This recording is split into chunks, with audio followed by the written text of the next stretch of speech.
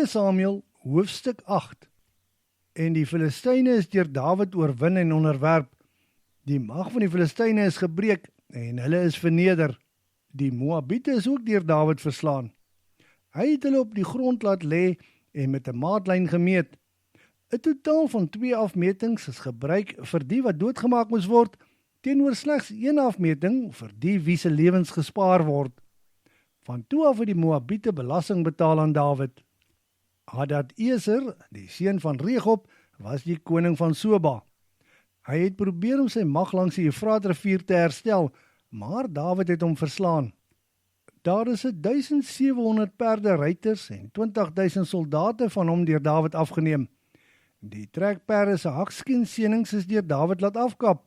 Dawid het egter 100 perde gespaar. Toe het daar van die Arameërs van Damaskus gekom en probeer om Hadadeser, die koning van Soba, te help.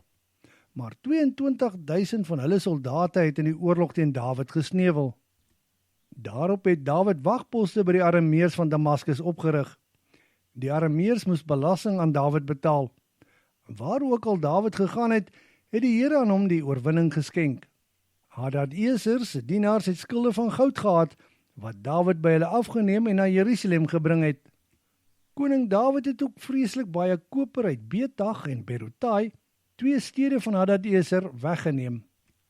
Die koning van Hamat, Toi, het daarvan te hore gekom dat Dawid vir Hadadeser verslaan het. Hadadeser was gedurig in oorlog met Toi. Daarom het Toi sy seun Joram na Dawid gestuur om hom met sy oorwinning oor Hadadeser geluk te wens en om te hoor hoe dit gaan.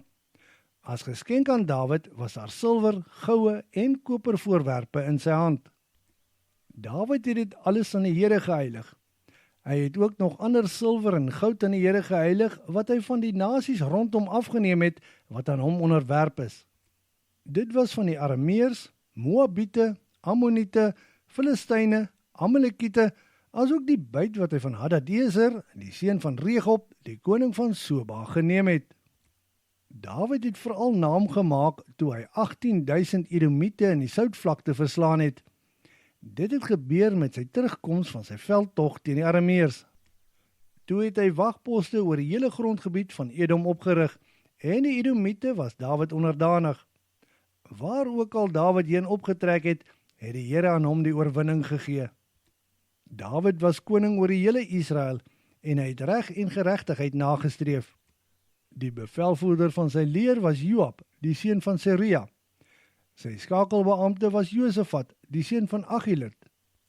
Sy priesters was Sadok, die seun van Agitub, en Ahimelech, die seun van Abjatar. Sy sekretaris was Seraja. Die bevelvoerder van die Kreti en Pleti was Benaja, die seun van Jojada. Dawid se seuns was ook priesters.